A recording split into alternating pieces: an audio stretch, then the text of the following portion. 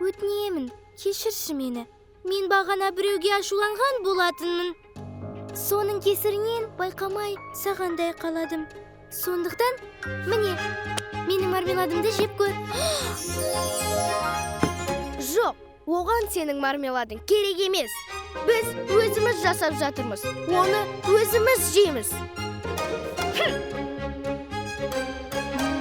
О, Тима, біздің мармеладымыздың түсі қандай болады? Жасыл болсыншы. Бірақ бізде жасыл бояу жоқ.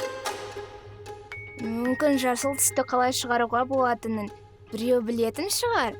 Сондай біреу бар ма екен? Лала, сен суретті өте жақсы саласың ғой. Сары және көк түстерді араластыру керек. Сары, көк.